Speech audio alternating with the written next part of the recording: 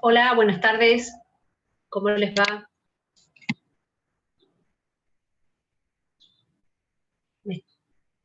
No sé si me escuchan, calculo que sí.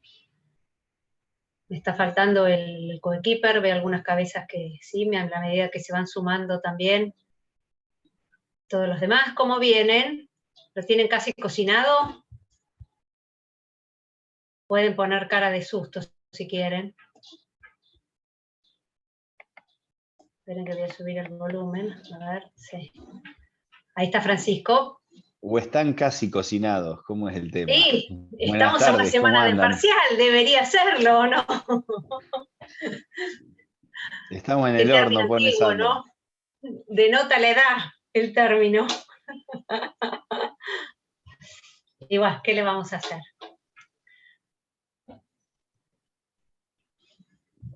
¿Hoy no te están martillando? No, no están martillando, hoy pues estoy. Estamos más tranquilos. Okay. Bueno, viene mejor ya, ¿no? Por lo menos con más claridad. Ya saben que el examen va a ser virtual. Seguramente el horario va a ser en horario de la tarde. Es un examen para que más o menos entiendan. Son un examen que van a tener 2 horas para trabajar, donde van a tener que trabajar varias consignas que no son de respuestas muy largas, a ver, para tener claridad y para que eviten copiar y pegar textos extensísimos que no sirven absolutamente para nada. Van a tener, que prestar mucha atención a las consignas y cómo están planteadas las consignas. Pero bueno, me parece que ya van a tener más claridad. Cuestiones, me parece, para marcarles antes de que arranquemos con el tema. Nosotros vamos a tener una maratón de repaso, seguramente el miércoles, o vamos a tener 2 horas de repaso. ¿Qué vamos a repasar? Sus preguntas. O sea, ahí se le va a abrir un foro en el aula virtual donde ustedes van a poder ir cargando hasta 2 preguntas por estudiante. Ese foro les va a permitir las preguntas que vieron sus compañeros para tratar de no repetir los temas y tratar de aclarar esas cuestiones que por ahí van quedando en la nebulosa o sobre las que hay algún error o algo que no tengan en claro, y bueno, poder aclarárselas a último momento para que les queden los últimos días para repasar. Yo les insisto en algo, chicos, porque lo veo y no es ni un reto ni nada, o sea, somos todos grandes. Dejen de pedir resúmenes, chicos, a ver, y chicas, dejen de pedir resúmenes. ¿Por qué les digo dejen de pedir resúmenes?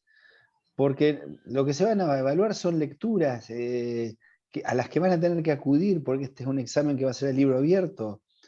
Y en el resumen de esas lecturas, muchas veces lo que pueden llegar es a perder por qué Aristóteles planteó tal y tal cosa, en comparación con otra. Y en el resumen es muy difícil que alguien saque esas cosas. Entonces lo que tienen que trabajar las lecturas, yo sé que están con poco tiempo, que vienen complicados, pero el objetivo de la contextualización está, para eso están las guías, y ustedes el día del examen van a tener que trabajar en su mayoría con las lecturas. Entonces, ráyenlas, háganles 80 artículos, impriman, pero corren el riesgo que a veces los resúmenes pierdan comparaciones, opiniones, que por ahí se les pueden preguntar. Mm. Entonces, no es de yo la sugerencia, porque es capaz que se pasan una semana leyendo resúmenes, cuando si es capaz se ponen a trabajar las lecturas y han leído bien la contextualización, les va a alcanzar para analizar, porque además las van a tener ahí. O sea, no se olviden de esto. Esto es un examen a libro abierto. Por eso no les vamos a preguntar cosas textuales. Porque es un examen de libro abierto. Lo mismo, le voy a decir lo mismo que le digo a los chicos de quinto y de sexto. Para que eso que tienen arriba de los hombros sea debidamente utilizado. O sea, acá lo que tienen que pensar y utilizar la cabeza, nada más. Porque Entendemos aparte la se de. les va a dar, Sí. por lo general lo que se les da es una lectura obligatoria, a lo mejor algún párrafo, para que ustedes lo interpreten. Y si no leyeron la lectura obligatoria, en el escaso tiempo que se les da para desarrollar cada una de las preguntas, no van a llegar a encontrarlo. Primero que no lo encuentran en el resumen y después que mandan cualquier cosa. Entonces se supone que tienen que tener un conocimiento previo de la lectura. ¿Sí? Por eso es que es a libro abierto, obviamente. Y la otra cuestión es que también se les da un tiempo por pregunta. Tienen que organizarse bien de manera tal que vayan haciendo una sucesión coherente de las preguntas, porque una vez que pasan a la que sigue no pueden volver atrás. Entonces, tienen que empezar a ver que el examen está ordenado sobre la base del programa que se les fue dando. Comienza con la unidad número 1 y llega a la última pregunta hasta, en el orden, vuelvo a repetir, sucesorio, hasta la última unidad que entra en el parcial. Con lo cual, organícense de esa manera para que tengan una idea, pero volvemos a lo mismo. Tengan el contexto histórico en el cual fue dada cada una de las unidades y cada situación y cada hecho histórico que se les plantea, pero lean las lecturas obligatorias, ¿sí? No se les pone, ni se les pretende a esta altura, es precisamente que sepan, como pone ahí Marcela, que se sepan hechos de memoria o el proceso en sí de memorias, con fechas, con nombres, con apellidos. La idea es que entiendan cómo se fue dando la evolución, y a raíz de ese entendimiento es que ustedes van a poder interpretar las lecturas obligatorias, ¿sí? Por eso no insisto, no estamos hablando de cuestiones de memoria, sino que ustedes entiendan el proceso, entiendan cómo se dio y sobre la base de eso puedan responder. Lo que nos pasamos la lectura de las guías del caso parcial pueden ser. Les damos media de ventaja y no quieren agarrar el brazo. A ver, digo, Claro. tienen que entenderlo. Las guías le van a. Sirven para contextualizar, tienen que tenerlas. Pero lo más complicado de entender acá son las lecturas. Nosotros sabemos que hay lecturas que son complejas, cuyas comparaciones son complejas, cuyo análisis es complejo. El tema es que es ese, la guía, lo que trata es darle hasta un lenguaje más llano, ver en qué contexto se desarrollan muchos de esos conflictos que están planteados en la lectura. ¿Cuántas preguntas por Porque en unidad realidad son? pasa eso. A ver, tengan en claro una cosa. Van a tener 2 horas de examen y van a tener aproximadamente entre 8 y 9 minutos por pregunta. Sobrados. Si estudiado, sobrados. No tienen que contestar en grandes extensiones, por lo cual no copien y peguen choclos así, porque salta, lo hacen hasta con la letra, les marca. Si lo copian y lo pegan, a nosotros cuando vemos el examen nos aparecen distintas letras, que es cuando lo escriben. Tengan en claro eso, van a tener distintos temas por comisiones, van a tener distintos temas por comisiones. Lo que les dijo Vero es crucial. ¿Para qué está hecho el sistema? Para que no se copie. Es así de fácil, o sea, pregunta 1, contestaron, no se vuelve atrás. Pasaron la pregunta 1, no pueden volver atrás para contestarla.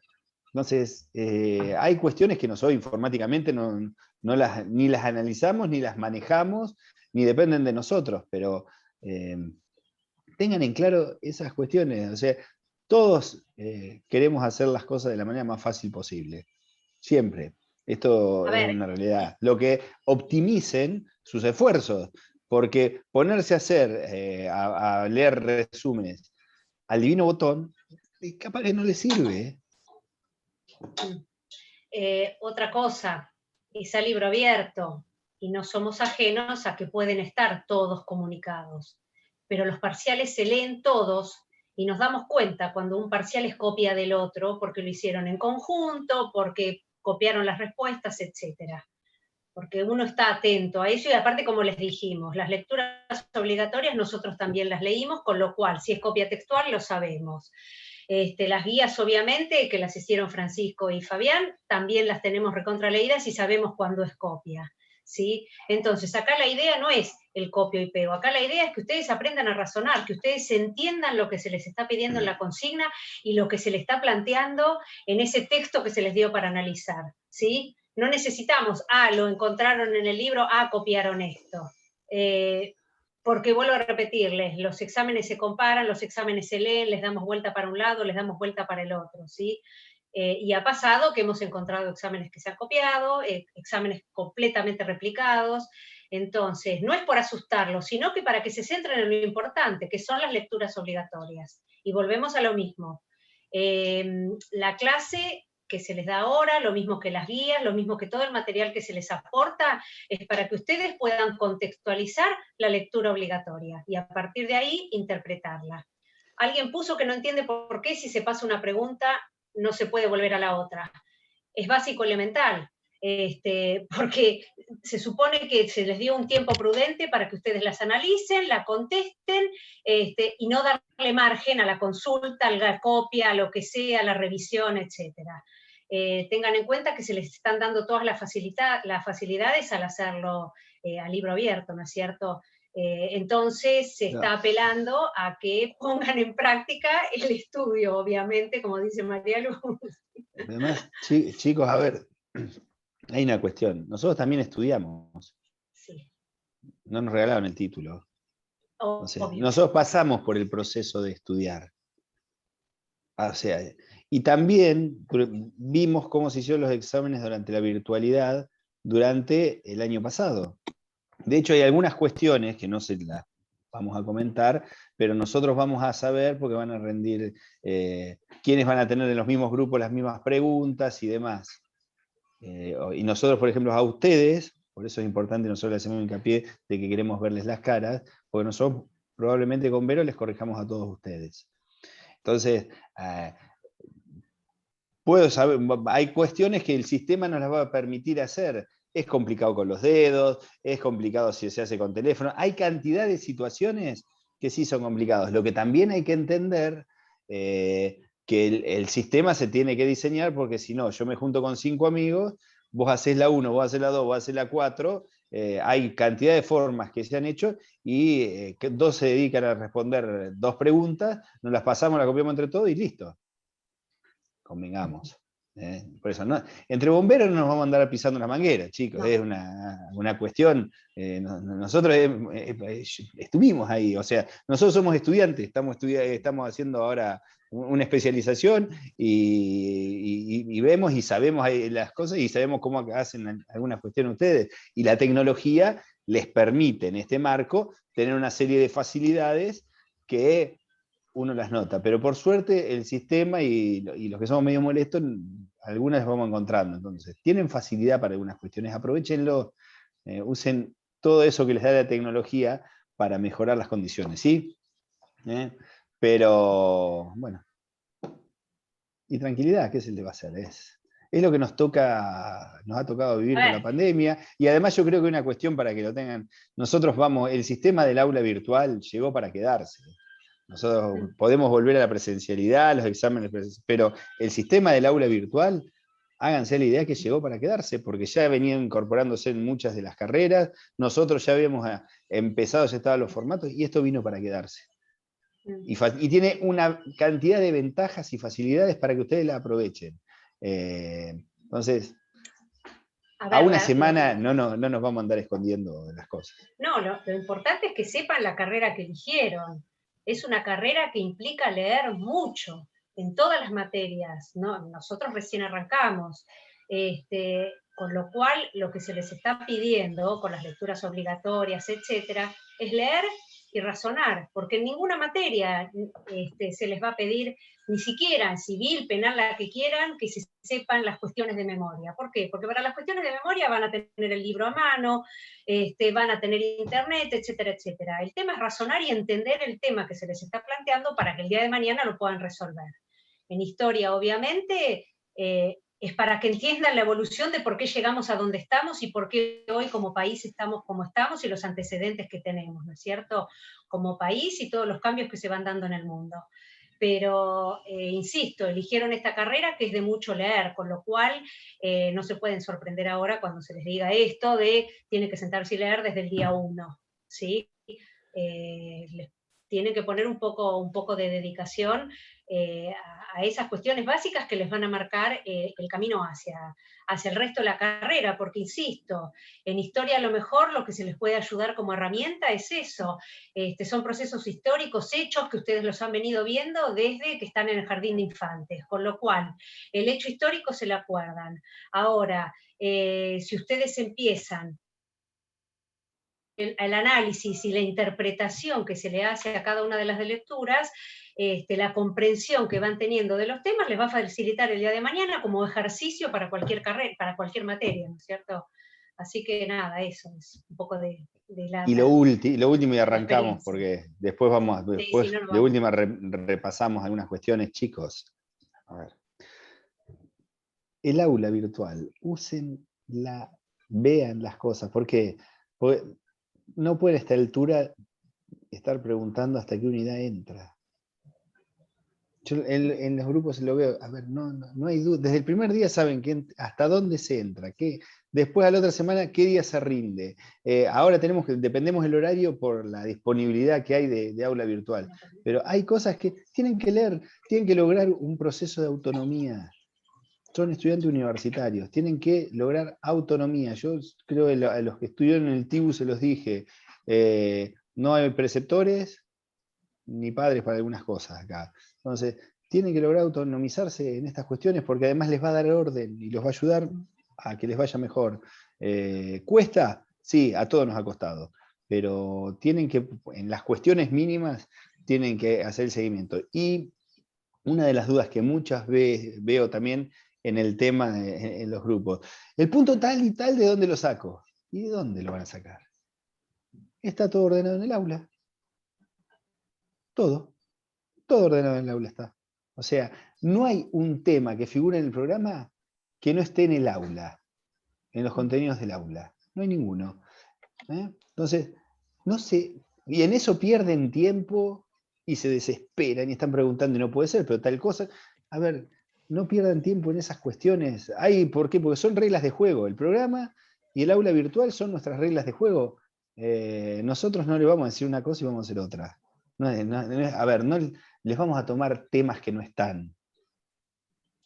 No, es la Facultad de Derecho. A ver, si hacemos esas cosas nos equivocamos también nosotros. Entonces, hay cuestiones que son claras. Enmárquense en esto. Porque yo sé que les hacen para tiempo.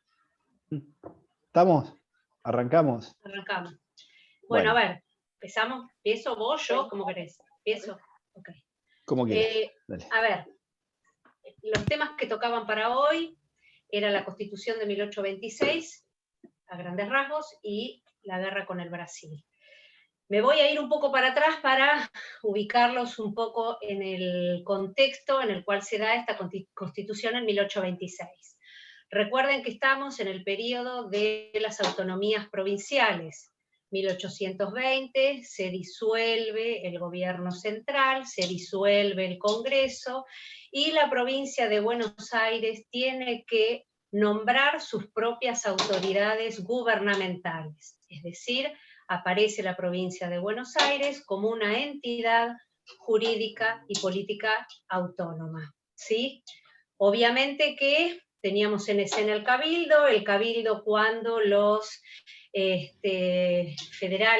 caudillos federales vencedores en la batalla de Cepeda, disponen la necesidad de nombramiento de autoridades propias en la provincia de Buenos Aires, el cabildo pretende en su momento irrogarse esas facultades nombrándose como cabildo gobernador. Obviamente que los caudillos, los federales, estoy hablando de López y Ramírez. Ramírez fue el que encabezaba a los vencedores. No están de acuerdo con esto y por lo tanto el cabildo lo que hace es convocar a un cabildo abierto para, de entre los ciudadanos, elegir a los 12 más votados y con eso conformar la Junta de Representantes. ¿Por qué menciono la Junta de Representantes? Porque va a ser la primera institución jurídica de carácter federal que se da en la provincia de Buenos Aires y que va a tener relevancia sucesivamente en los hechos que vienen después. La Junta de Representantes entonces es la encargada de nombrar al gobernador. Dicho esto, nos vamos al año 1821, en donde ustedes recuerdan que el periodo de 1821 a 1824, el gobernador de la provincia de Buenos Aires fue Martín Rodríguez. Fue un periodo de estabilidad económica en la provincia de Buenos Aires que le permitió a la provincia hacer un cambio en sus instituciones. Y ahí es donde aparece en escena Bernardino Rivadavia. Ustedes lo habrán visto en la clase pasada, las reformas que impuso Bernardino Rivadavia como ministro de Gobierno y de Relaciones Exteriores durante la gobernación de Martín Rodríguez. Recuerdan ustedes que hizo reformas de carácter político, abolió los cabildos, el cabildo de Luján y el cabildo de Buenos Aires, cuando estoy diciendo, impuso reformas en educación, impuso reformas en materia económica, e impuso límites y reformas a nivel eclesiástico. Todos estos cambios que impone Bernardino Rivadavia lo posicionan políticamente. Ya para el año 1824, terminándose el periodo de la gobernación de Martín Rodríguez, se empieza a pensar en la necesidad de un Congreso constituyente, en la necesidad de convocar un Congreso para que nos dé una constitución y se elija los representantes y la forma de gobierno desde ya. Termina el mandato de Martín Rodríguez, se elige la Sala de Representantes, se elige nuevamente gobernador a Las Heras, y Las Heras pretende ratificar a todos los ministros que tenía Martín Rodríguez. El único que no acepta es Bernardino Rivadavia, que se va para Europa. En el interín se convoca este Congreso Constituyente del año 1824, que ustedes lo vieron en la clase pasada. Lo importante de este Congreso es que se celebra en la ciudad de Buenos Aires, obviamente, dicta una serie de disposiciones y leyes muy importantes. La ley fundamental, que ustedes lo habrán, la tienen que tener bien presente, es una ley de corte netamente federal.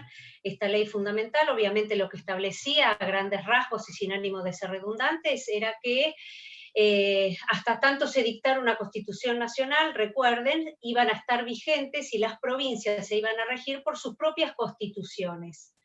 Pero un punto importante que establecía la ley fundamental era que ante la necesidad de tener un gobierno nacional, se le autorizaba al gobierno de la provincia de Buenos Aires a ejercer las funciones como gobierno central en todo lo referido a las relaciones exteriores, ¿sí?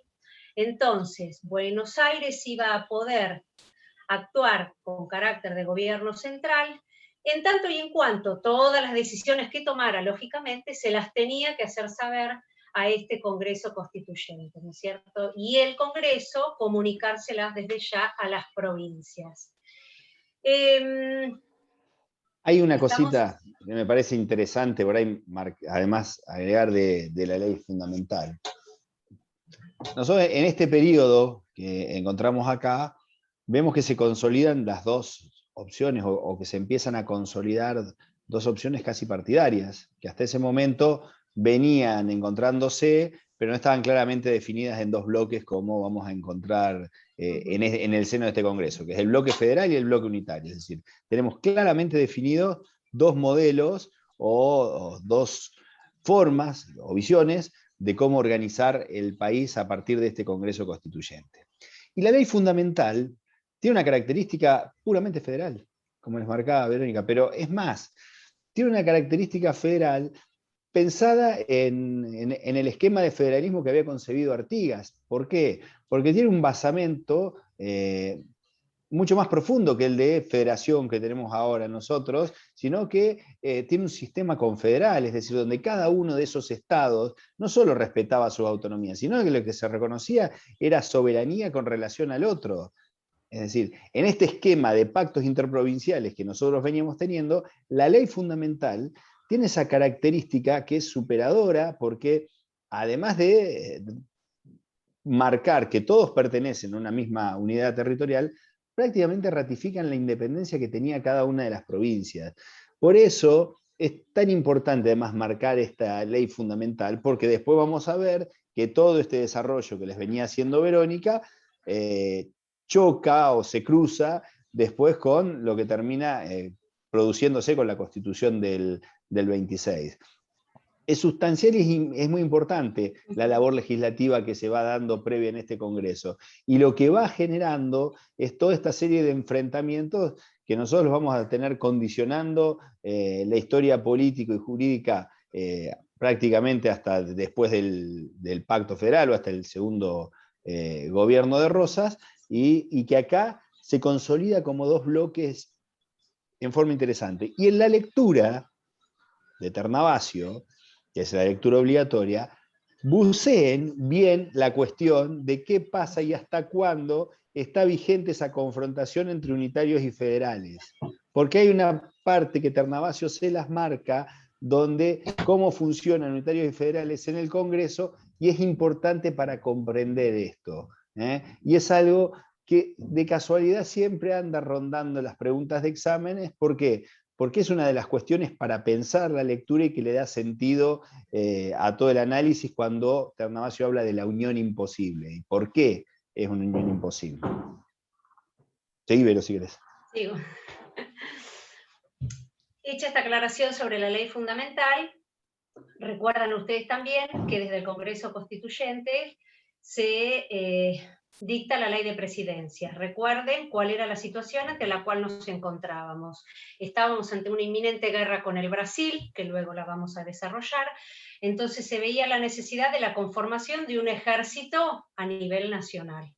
Por lo tanto, si íbamos a tener un ejército nacional, se iba a necesitar un gobierno centralizado, porque no se podía tener un ejército si no teníamos un gobierno central.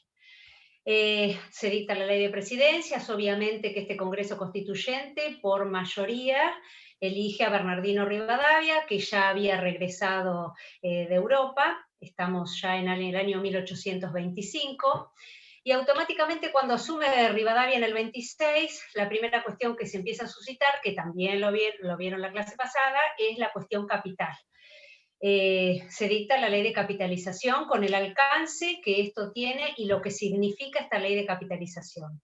Recuerden que lo que se hace, además de dividir el territorio de la provincia de Buenos Aires en lo que sería el territorio de la ciudad de Buenos Aires con el resto de la provincia, hay dos cuestiones importantes, que se dan. Primero, la del puerto de Buenos Aires, recuerden que queda en cabeza de lo que sería la ciudad de Buenos Aires, con lo cual se eliminan todos los recursos económicos, o se le quitan todos los recursos económicos al resto de la provincia, porque el fuerte era la aduana, el fuerte era el puerto de Buenos Aires, que comercializaba con Europa. Y por otro lado, el tema de las autoridades provinciales. Se suscita acá la cuestión, recordarán ustedes, que tenemos las autoridades provinciales que no podían coexistir con las autoridades nacionales. Entonces, lo que hace el Congreso Constituyente, obviamente, es disolver las autoridades provinciales, eliminarlas de sus funciones, quitarles las instituciones, los edificios, todo, para concedérselos al gobierno nacional.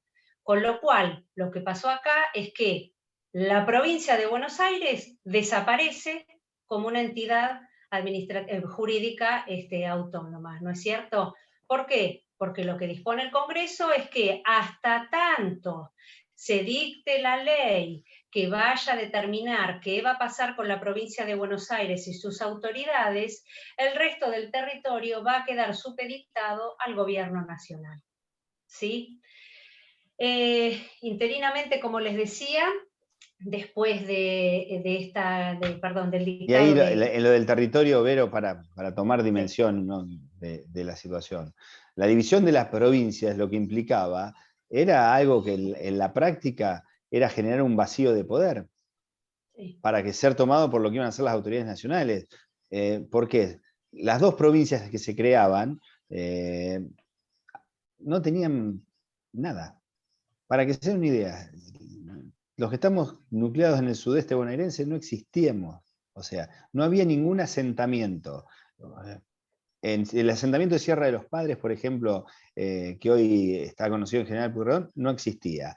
La mayor parte de los pueblos que se crean en esa época se crean recién en el segundo gobierno de Rosas. Es decir, no había ni fuertes. Llegaba en ese momento la provincia hasta Chascomús, por lo cual el sentido de la creación era otorgarle el poder a algunos estancieros que tampoco tenían el control de esas tierras.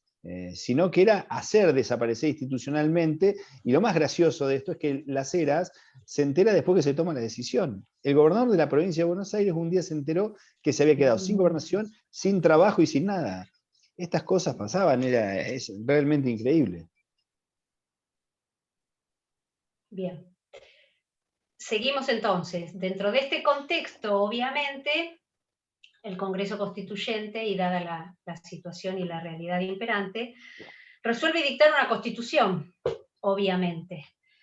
La constitución va a ser, recuerden que estamos bajo el gobierno de Bernardino Rivadavia, con lo cual la orientación que tenía esta constitución era de corte netamente unitario. Establece un sistema de A ver, gobierno, contrario... antes de eso, con una ley de presidencia dictada antes de que la Constitución hubiera sido dictada. También. Esta es la discusión del huevo y la gallina, es peor. O sea, porque uno en eso puede tener dudas, pero acá realmente se crea la presidencia y se establece que las futuras atribuciones que va a tener el presidente las va a marcar la Constitución. O sea, si la Constitución, supongamos, se sancionaba en 10 años, ¿cuánto duraba el mandato de Rivadavia? 10 años. ¿Cuáles eran las facultades? Si tardaba en establecer cuáles eran las facultades, ¿dónde estaban establecidas?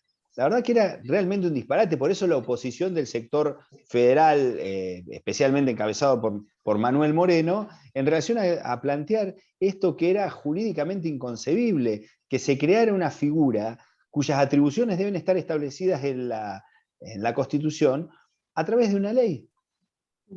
Entonces, por eso generó tanta resistencia, más allá de configurar esto, además, toda la cuestión de oposición que generaba Rivadavia.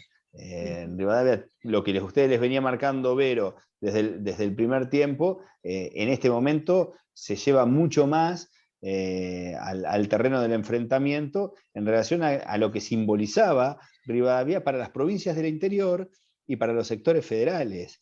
En tiempos donde, ustedes recuerden, los diputados terminaban representando en su gran mayoría a Buenos Aires, porque los requisitos de residencia y demás cuestiones no se daban. Entonces era un Congreso Constituyente donde claramente hay una voluntad centralizadora.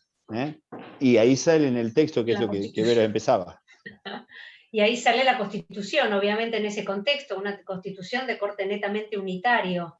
Establece, sí, una forma de gobierno. Primero lo que dicen es que se tomaba como base la Constitución de 1819. La diferencia con esta Constitución del 19 es que esta del 26 sí establecía una forma de gobierno y decía que el sistema de gobierno que se iba a aplicar era representativo republicano bajo unidad de régimen. Importante esta aclaración porque es la que le da el corte netamente unitario, ¿no es cierto? ¿Qué significa bajo unidad de régimen? Que las provincias, a grandes rasgos se los cuento, las provincias ni siquiera iban a poder elegir sus propias autoridades. Los gobernantes iban a ser elegidos por el Poder Ejecutivo Nacional. Obviamente que para mitigar un poco esta situación, se termina concediendo la posibilidad que las legislaturas provinciales hicieran una terna y que esa terna fuera elevada a consideración del Ejecutivo Nacional. Pero en definitiva, la autoridad final la tenía el Ejecutivo Nacional. Obviamente que esta Constitución lo que hace es refundar sentarse en los principios de libertad e independencia ya sentados en el, ¿cómo se llama?, en el Congreso de Tucumán de 1816, porque obviamente que en el artículo primero refuerza la noción que la República Argentina va a conformar una nación libre e independiente de toda dominación extranjera. Esta leyenda obviamente que se agrega por la situación exterior que estábamos viviendo y la reciente declaración de guerra que había habido de parte de Brasil. Ahí lo que les dice Vero, hay otra cuestión que es central. Es la primera vez que aparece en un documento jurídico el término República Argentina. Hasta acá teníamos Provincias Unidas del Río de la Plata, Provincias de Sudamérica. Eso es la primera vez que lo tenemos. Y la comparación, ténganla presente, la comparación y diferenciación con relación a la Constitución del 19 es clara, porque lo he visto en algunas preguntas de los grupos. A ver, la del 19 no establece la forma de gobierno, se desprende, se analiza, surge, parece ser que plantea tal y tal cosa.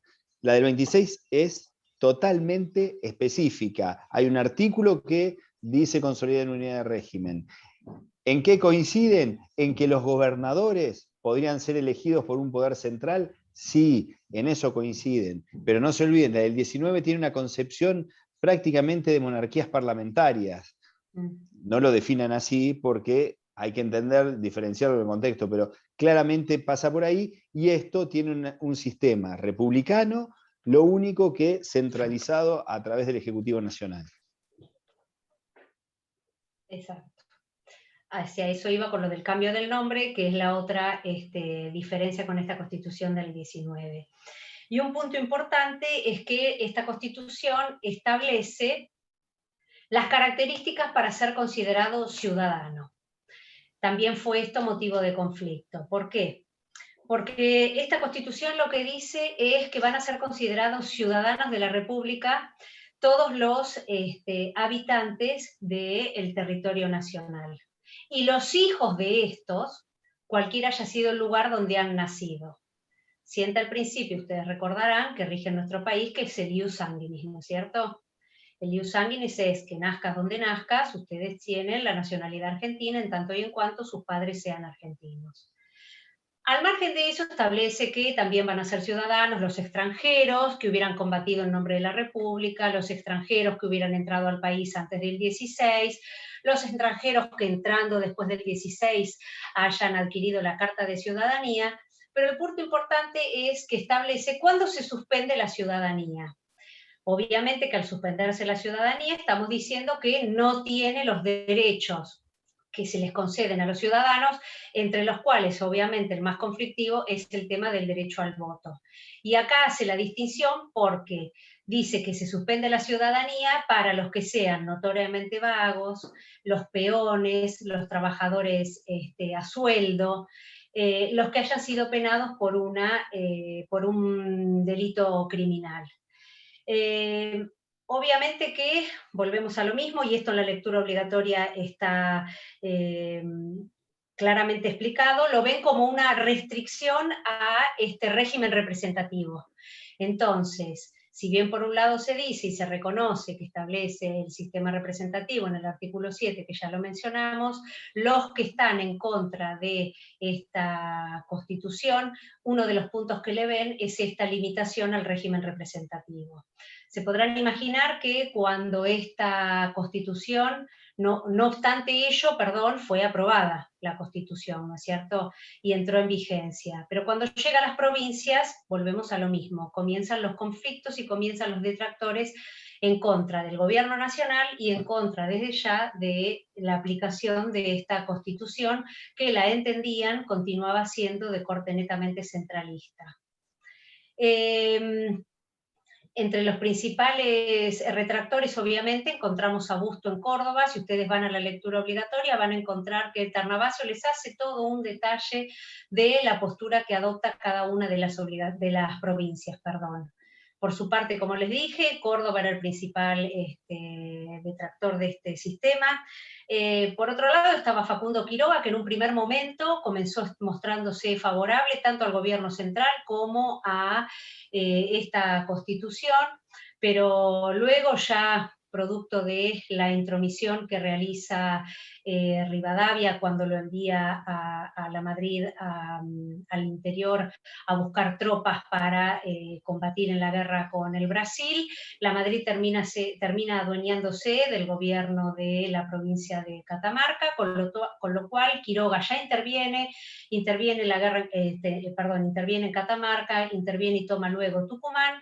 Ya se posiciona Facundo Quiroga como un caudillo del noroeste fuerte y empieza a manifestarse en contra del gobierno central de la ciudad de Buenos Aires. Recuerdan ustedes que habíamos dicho en su momento que ya para el año 1817, cuando estábamos en el Congreso de Tucumán, la banda oriental ya había sido invadida por los portugueses. Luego de ser invadida por los portugueses, para el año 1821 más o menos, se la declara como provincia cisplatina del reino de Portugal y de Brasil a la banda oriental. Con lo cual ya se toma su posición respecto a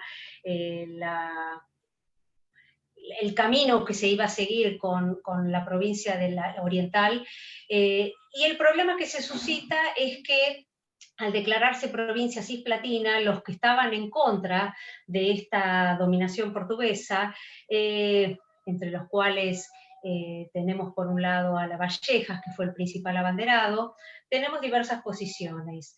Cuando se declara la independencia de Portugal con el Brasil, las posiciones comienzan a ser: seguimos al gobierno de Portugal, seguimos nuestra independencia por el Brasil, o nos declaramos una provincia independiente, un estado independiente de toda dominación extranjera. Esa es la postura que adopta Lavallejas, junto inclusive con el Cabildo de Montevideo. Entonces lo que hace Lavallejas, que era desde ya oriental, viene a buscar el apoyo de Buenos Aires. Ustedes recordarán que está la famosa campaña de los 33 orientales, en el cual literalmente eran 33 orientales los abanderados de la independencia uruguaya, logran una poca convocatoria en la Argentina, con mucho menos armamento que se les pudo facilitar, pero sin perjuicio de eso se vuelven a la banda oriental. Y a pesar de los escasos recursos, con la gente que pudieron reunir en la campaña, logran sitiar Montevideo. Cuando se sitia Montevideo, lo que hacen es, en un congreso, el Congreso de Florida, Lavallejas, como la voz cantante, declaran a la provincia oriental, o a la banda oriental, como provincia ¿cómo se llama?, de las Provincias Unidas.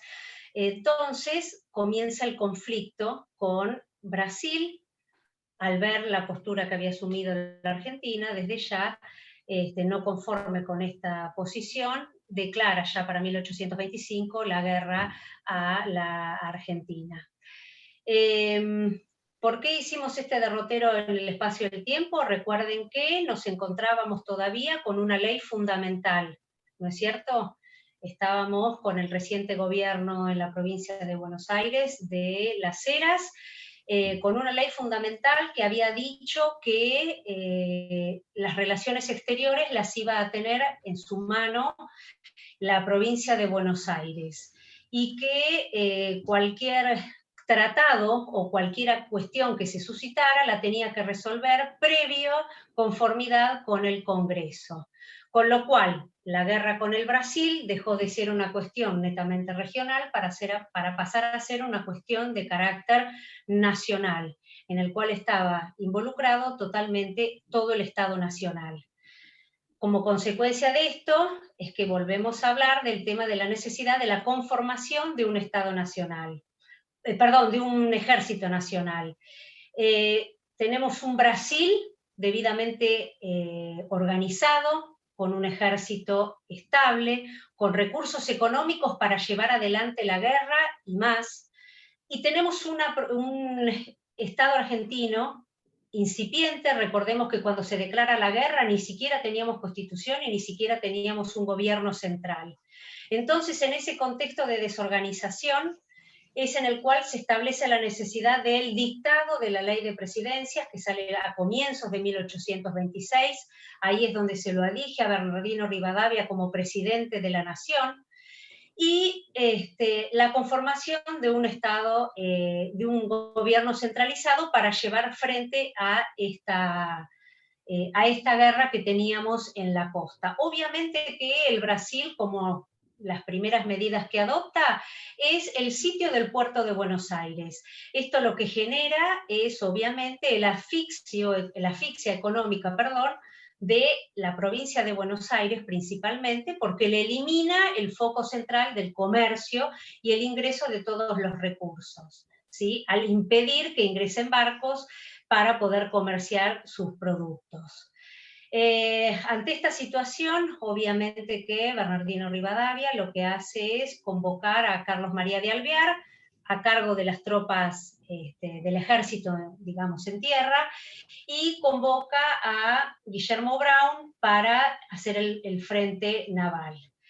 Se puede decir que, bueno, el éxito que tuvo Guillermo Brown, el almirante Brown, fue rotundo desde el momento que aplicó una estrategia bastante novedosa, que fue, ante la escasa de recursos, la poca escuadra con la que se contaba, lo que hacía Brown era, a medida que iba venciendo a las tropas imperiales, se quedaba con los barcos enemigos y los sumaba a esos barcos como flota nacional.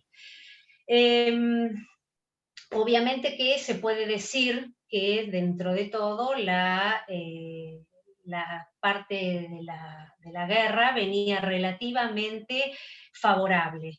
El problema es que nos estábamos quedando sin recursos, entonces Bernardino Rivadavia considera necesario hacerse eco del reclamo que estaba haciendo Inglaterra como mediador. Inglaterra se quiere presentar como mediador, obviamente interesado en esta circunstancia, porque ustedes recuerden que Inglaterra vio disminuida su comercio con nuestras tierras y por lo tanto aplicó el principio de divide y triunfarás, porque Inglaterra consideraba necesario que el puerto de Buenos Aires, que era la principal fuente de ingresos con estas tierras, no estuviera en manos de un solo Estado, sino que lo conveniente es que hubiera dos Estados diferentes e independientes para poder manejar esta área comercial. De ahí la necesidad de declarar la independencia de la banda oriental. Entonces Bernardino Rivadavia, ante la crisis institucional que se presentaba, producto de ya este fracaso que venía con el tema de la Constitución, los escasos recursos que veníamos como consecuencia del sitio del puerto de Buenos Aires, decide enviar una comisión para que intervenga en esta mediación, participe, de esta mediación, y tratar de firmar un acuerdo de paz. Envían al pariente del doctor García, lo envían a Manuel José García a Río de Janeiro, con expresas instrucciones. Las instrucciones que llevaba, obviamente, era tratar de volver la banda oriental a la situación anterior en la cual se encontraba previo a la guerra, y en todo caso que se declarara un Estado libre e independiente. ¿Qué es lo que trae firmado como un acuerdo, un primer proyecto de acuerdo o un intento de acuerdo que lo trae y lo presenta al Congreso Constituyente? Algo totalmente impensado. Reconocía a la banda oriental como una provincia del Imperio del Brasil. Y a su vez también se le reconocía dentro de las cláusulas de este acuerdo una indemnización inclusive al Imperio del Brasil por los buques que habían sido capturados durante las batallas con Guillermo Brown. Se podrán imaginar que cuando este acuerdo entra en el Congreso en Buenos Aires, todos se pusieron de los pelos, hasta inclusive el mismo Bernardino Rivadavia, que tuvo que reconocer el fracaso de estas negociaciones de paz y lo llevaron a renunciar. Obviamente que se le aceptó la renuncia a Rivadavia, y el Congreso Constituyente, como una última medida, dicta una ley, la ley del 3 de julio de 1827, donde establece la necesidad de, primero, restablecer las autoridades en la provincia de Buenos Aires, ¿sí? Para lo cual deroga la ley de capitalización. Y entonces establece también la necesidad de nombrar un nuevo presidente y dictar una constitución. Pero para hacer esto, lo primero que había que hacer era convocar a todas las provincias a una convención nacional en donde todas las provincias de acuerdo eligieran el presidente y dictaran la constitución. Y una vez que esa convención iba a estar conformada, ese Congreso Constituyente iba a dejar de funcionar como tal. El presidente que se elige para ese entonces fue Vicente López y Planes. Lo que hace Vicente López y Planes es restituir, lógicamente, a los miembros de la Junta de Representantes, de la Sala de Representantes de Buenos Aires, y estos eligen nuevamente como nuevo gobernador a Manuel Dorrego, en la provincia de Buenos Aires. Estamos ya para el año 1827, recuerden ustedes. Obviamente que Manuel Dorrego tiene una característica muy importante. Manuel Dorrego era porteño, pero Manuel Dorrego tenía pensamientos o criterios federales. Con lo cual, todas las provincias del interior se mostraron más que conformes con esta designación, porque esto iba a traer armonía a todo este contexto provincial. Pero la armonía era interior. Seguíamos con el conflicto, con la guerra del de Paraguay. Oh, de Brasil. Perdón. Tiré todos los países menos el que debía. ¿Cuál es el problema con Brasil? No hay que tomar al mediodía, Verónica, ya te lo he dicho. Te estoy dando, ¿viste? ¿Cuál era el problema que se suscitaba con Brasil? Obviamente que al no aprobarse este preacuerdo de paz que había traído García como encomendado de Rivadavia, la guerra continuaba, con lo cual había que ponerle de algún fin o había que de alguna forma seguir adelante con las negociaciones.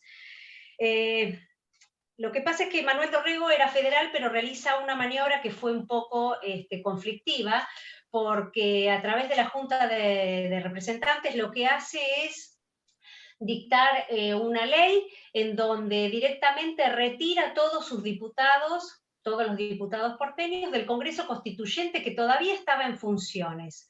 Obviamente que esto generó el descontento general, significó una controversia con Vicente López y Planes, lógicamente, que automáticamente Vicente López y Planes renuncia.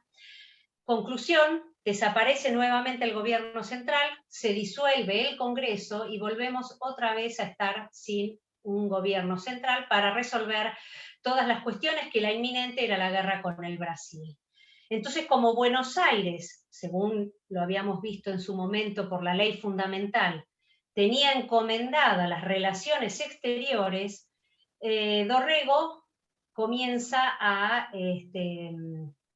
plantear la necesidad de un tratado de paz con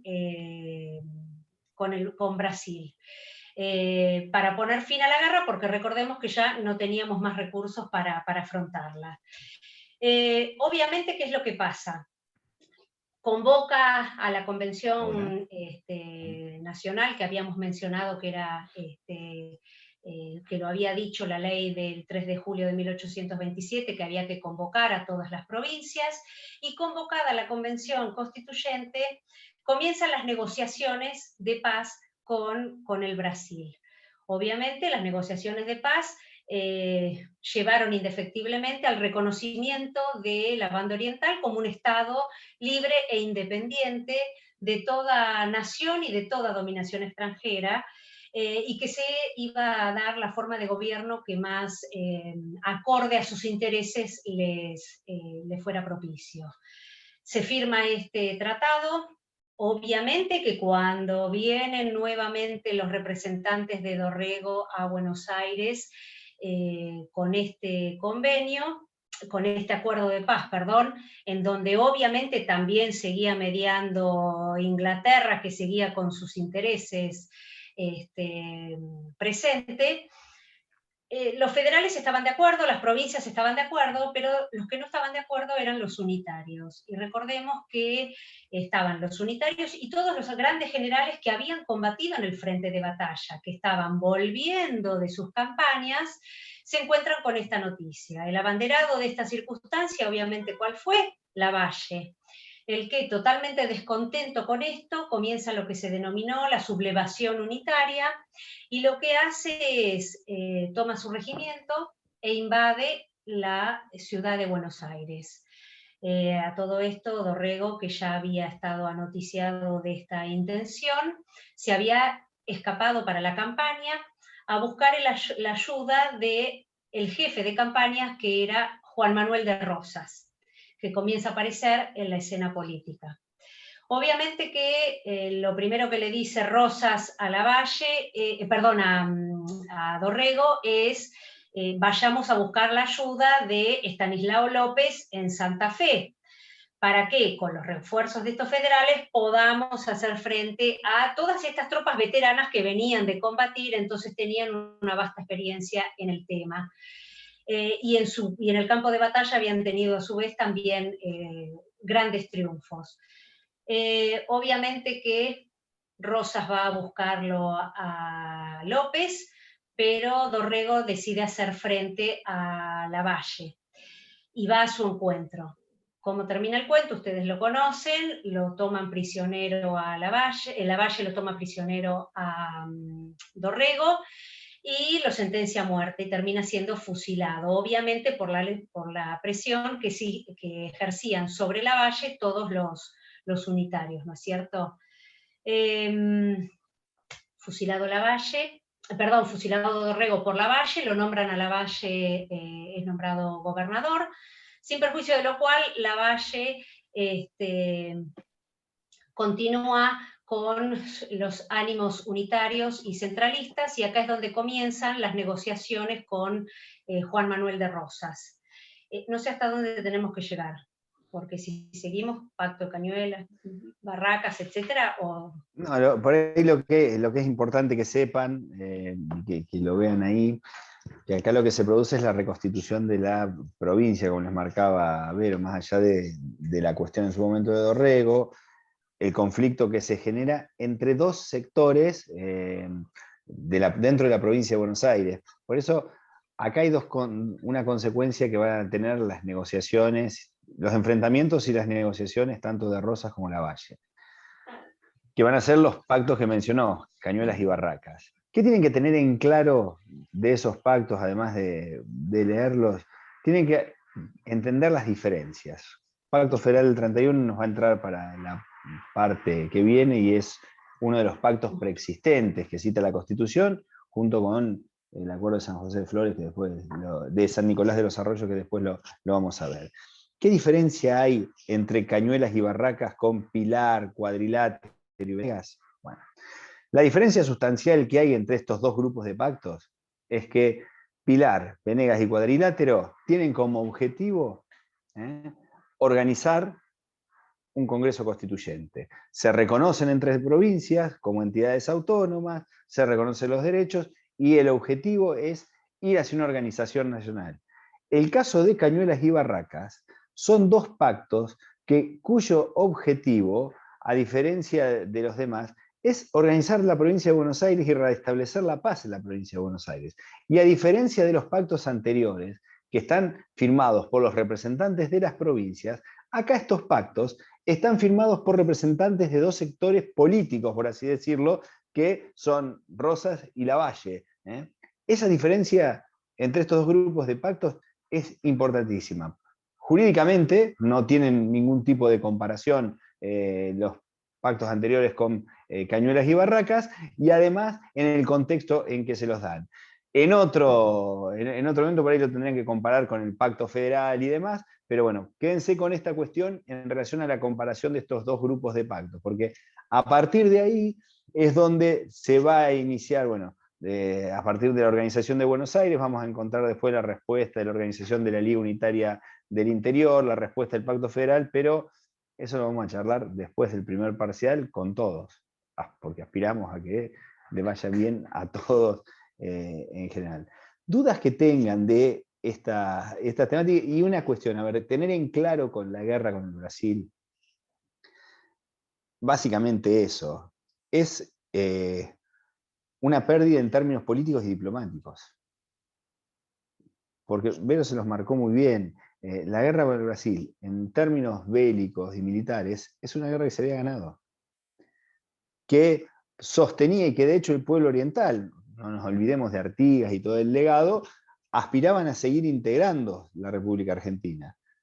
Pero la banda oriental se lo pierde por una cuestión de una mala negociación diplomática por alguien que no es pariente mío, más allá de que me lo haya querido inculcar Vero, pero la realidad es que ese error diplomático le cuesta la independencia de la banda oriental a la Argentina, cuando hay que marcar una cosa: nunca hubo intención de independizarse de la banda oriental, y menos del artiguismo. El testamento de Artigas arranca diciendo: yo, José Gervasio de Artigas, ciudadano de la República Oriental de la Banda Oriental, República Argentina. Él seguía sosteniendo la pertenencia de la Banda Oriental a la Argentina. Y la verdad es que una muy mala negociación diplomática hizo que ese territorio se desmembrara, como lo mismo había ocurrido con muchos de los territorios del norte. Bien, ahí alguien preguntaba algo, me parece, o puso algo. ¿Dónde está? Pilar, Venegas y Cuadrilátero. Barracas y... a ver, exacto, perfecto lo que dice Analía. Barracas y Cañuelas son pactos interpersonales, es decir, firmados por dos referentes de dos sectores políticos, pero tienen como objetivo pacificar y organizar la provincia de Buenos Aires, diferente de Pilar, Venegas y Cuadrilátero, que estaban en busca del Congreso Constituyente, además de haber sido unos cuantos años antes. ¿Quién más? ¿O qué más? ¿O qué otras dudas tienen?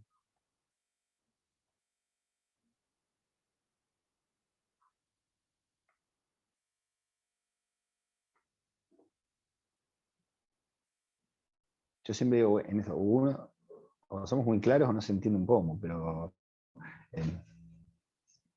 en la lectura básicamente por eso, desarrollen mucho. A ver, ahí que dice Santiago. En la lectura obligatoria se dice que la Liga Unitaria del Interior comandada por Paz no tiene vínculos estrechos con el unitarismo porteño ni con el federalismo. Mi duda sería qué van los comandados por Paz. Lo que pasa es que acá se va a dar un fenómeno interesante para analizar, que es el concepto de federal, porque después lo vamos a ver con Rosas, qué es el federalismo y qué es el rosismo. Y nosotros vamos a encontrar claramente una diferenciación entre federalismo y rosismo. Y el unitarismo porteño había hecho con ese sector unitario lo mismo que va a hacer después con Rosas: es la conservación de sus intereses comerciales, económicos, que estaban independientemente de la ideología unitaria y federal. Es decir, a veces los intereses económicos superan a veces cualquier ideología. Y el unitarismo porteño, en este sentido, actuaba también así. Por eso es que la organización que se plantea a través de la Liga Unitaria del Interior, esa alianza ofensiva-defensiva, que era eso, y no había todo un planteo político, jurídico, de organización, como fuera después el Pacto Federal, donde sí, un camino de organización. La Liga Unitaria del Interior es más que nada una alianza ofensivo-defensiva y en términos militares, por eso marcan el tema del supremo poder militar dentro de su organización. Es una diferencia sustancial con el centralismo porteño. El centralismo porteño es casi en sí mismo una ideología propia en términos de esa época, más allá de las diferencias entre unitarios y federales. Karina, sí, es Pilar Venegas y Cuadrilátero, más allá de las especificidades de cada uno, el objetivo era la convocatoria de un Congreso Constituyente, más allá de donde se realizara, y con el objetivo de, a ver, el segundo objetivo que teníamos pendientes. No nos olvidemos desde cuando venimos desde mayo, Asamblea año 13, independencia y constitución, una de las bases de la organización nacional era la necesidad de la Constitución. Bueno, ese era el camino que marcaban Pilar Venegas y Cuadrilátero. ¿Qué quiere decir Di Meglio con fiesta política? Mañana vamos a analizar bien la lectura de Di Meglio. Pero, a ver, para ver el tema del análisis que hace Di Meglio de esa lectura, que por ahí mañana lo vamos a revisar. Di Meglio tiene una lógica en su análisis de cuál es la incidencia que ha tenido la política con las calles, con plantar la política y el ejercicio de la misma en la calle a través de distintos grupos y sectores. La fiesta política está planteada en esos términos, es decir, la utilización que hace la política a veces de distintos sectores para producir cada uno de esos cambios de gobiernos que se van dando.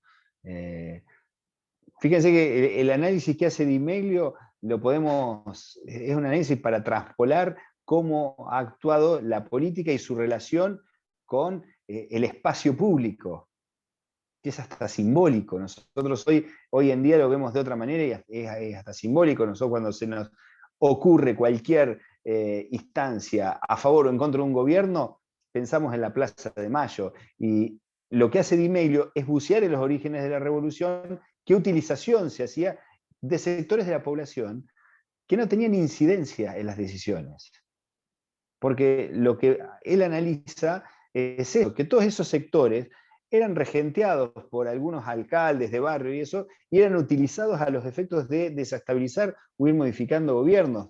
Plantea en ese sentido. Por eso es una lectura compleja, interesante, porque además nos saca de la vieja lógica en la que nosotros analizamos siempre la primera década revolucionaria, donde analizamos cabildo, triunvirato, qué pasó con la Junta Grande, qué pasó con el Congreso de Tucumán, al estilo Zamba. No, la verdad que en esto me parece que se hace un desarrollo profundo y muy interesante con elementos que generalmente no se toman en cuenta y que tienen incidencia jurídica, porque son las que han producido las rupturas de cada uno de esos gobiernos.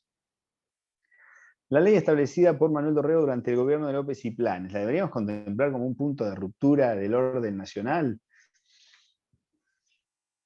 Yo creo que no. O sea, no como hecho de ruptura del proceso. El proceso se rompe cuando hay rechazo de la Constitución. O sea, no es ese solo el hecho que rompe la organización del gobierno central. Es uno más de los que forman parte de ese proceso en el cual se termina rompiendo.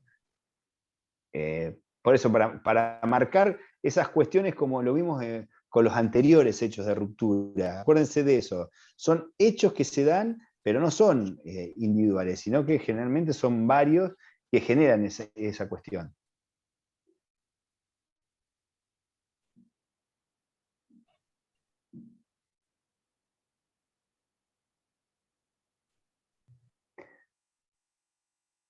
¿No hay más dudas? ¿No leímos más? ¿Estamos muy atrasados? ¿O estamos muy complicados? No. A ver, mañana en los talleres el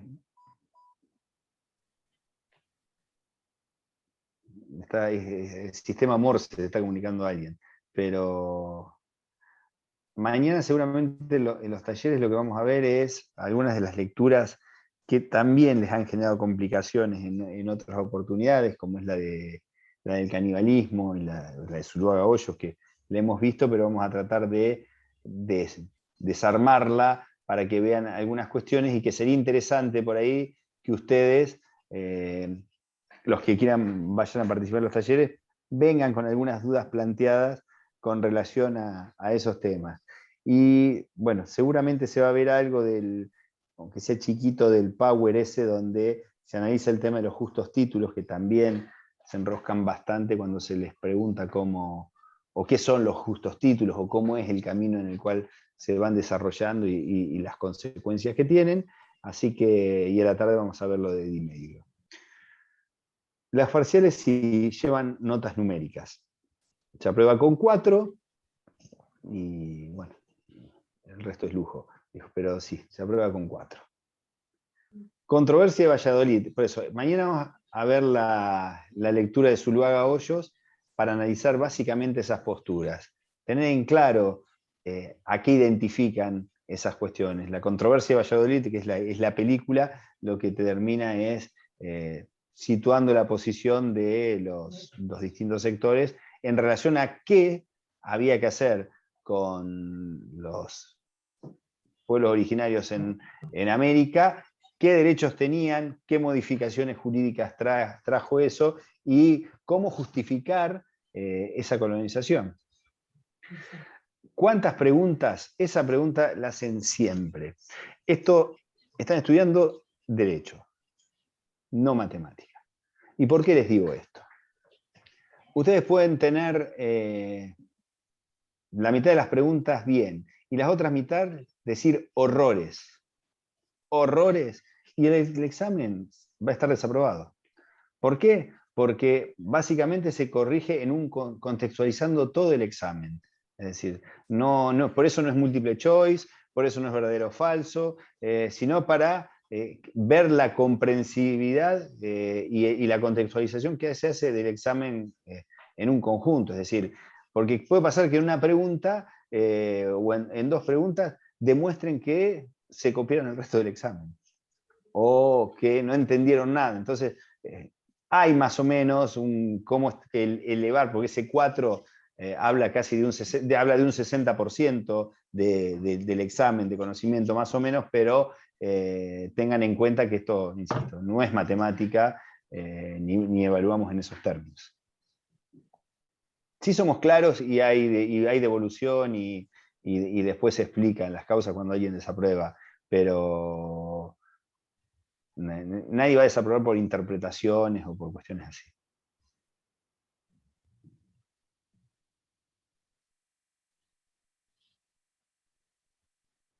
¿Estamos?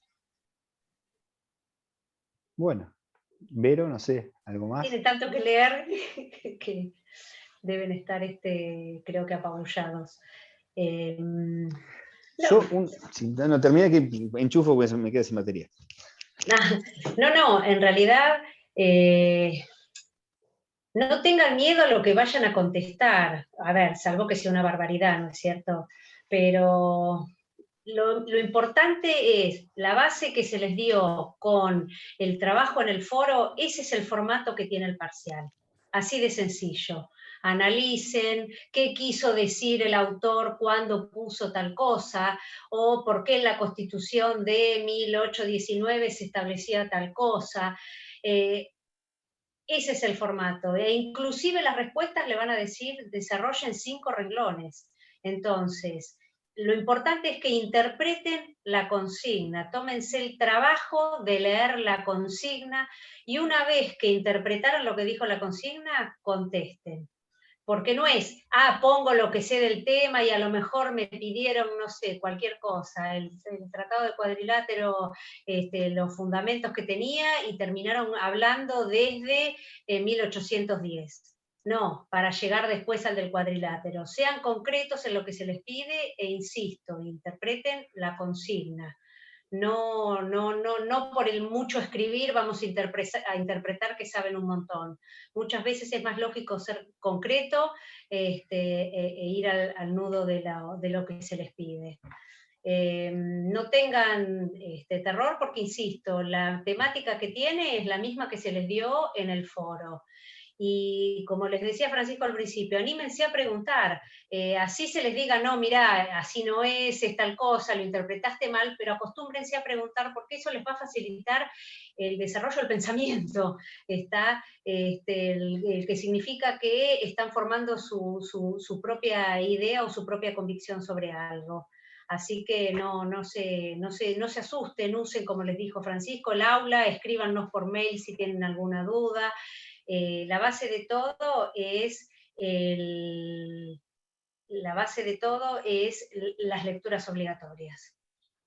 Lo que me Por genera... último, sí, ahí, hoy a partir de las 20 se va a abrir el foro Dudas, que va a ser el que vamos a utilizar el miércoles cuando se haga el repaso general, que ahí está Alfo viendo la disponibilidad horaria para hacer la maratón de repaso y contestar todas esas preguntas y explicar todo ese tema.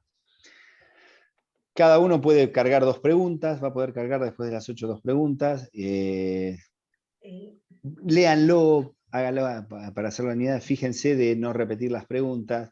Y me parece interesante, a ver, ustedes todos están en grupos de WhatsApp de las comisiones. Me parece que ahí es un buen ámbito, no para que se peleen ni nada, pero para por ahí generar espacio de dudas, ver cuáles son las dudas y después las van volcando. A ver, organícense, me parece que es interesante aprovechar para que en el espacio de la maratón nosotros podamos contestar la mayor cantidad de dudas posibles. Entonces, por ahí de no chocarse, vean de cuáles son los temas más complicados o en donde están con mayores dudas, traten de intercambiarlos. Aprovechen, me parece, este lapso que queda o suban ahí sus dudas. Pero recuerden que lo que no esté cargado, no es que somos tampoco manu militar y que lo que no esté cargado y si alguien pregunta en la maratón no lo vamos a contestar, pero la idea es para darle un orden con todas las preguntas, nosotros vamos organizándolas después por unidad y vamos contestando unidad por unidad las dudas que ustedes subieron. Entonces, a los efectos de organizarse, aprovechen este espacio que queda entre hoy y el miércoles para ir zanjando dudas o ver cuáles son los temas más conflictivos o más complicados. El proceso de revolución, las idas y vueltas, ¿los qué? Los años, etc. A ver, línea de tiempo. Para organización de estudio propia, línea de tiempo. ¿Por qué? Porque hay cuestiones... Hoy los temas que nosotros estábamos viendo, mientras se estaba desarrollando el Congreso Constituyente, estaba el conflicto con Brasil. Lo que pasa es que para visualizarlo necesariamente hay que ir marcando. Las líneas a veces les sirve para ordenarlos mucho, pero también entender esto, que ya Vero se los dijo, se los repetí yo, no es sustancial que ustedes entiendan las fechas. No me van a cambiar, por ejemplo, no sé, que la Constitución del 26 es producto de la primera década revolucionaria, porque sí, están perdidos en tiempo y espacio, que no tienen ni criterio, pero nadie les va a decir nada o va a hacer hincapié sobre esas cuestiones tan finitas. A ver, ¿en qué año se dictó la ley de capitalización? Bueno, ordénenlo para ustedes entender y para ver cómo se desarrolla el proceso. Por eso hoy la pregunta que hacían de Dorrego. Lo que termina generando la ruptura, bueno, son una serie de hechos que se van generando mientras está el Congreso Constituyente, la división entre unitarios y federales, las consecuencias de la guerra de Brasil, hasta que se llega y se rompe. Pasa lo mismo con cómo se llega a mayo, pasa lo mismo con la situación de la independencia. Traten de ordenar así, pero es muy difícil que nosotros planteemos. Es muy difícil, no ocurre que nosotros planteemos esas cuestiones, en primer lugar porque no las pensamos de esa manera, porque como les decimos el primer día, nosotros entendemos que las modificaciones jurídicas se dan a través de procesos, que esos procesos se van desarrollando con el tiempo y que seguramente el producto final no es una cuestión que se le ocurrió a alguien un día y lo cambió. Es decir, es producto de ese proceso, con lo cual a veces es más importante desarrollar todo ese camino a decir, no, es la ley número tanto, sancionada en fecha tanto. La verdad, eso no nos importa.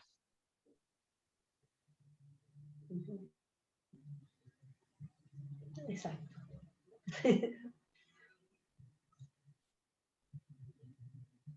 Bueno. Quedó claro.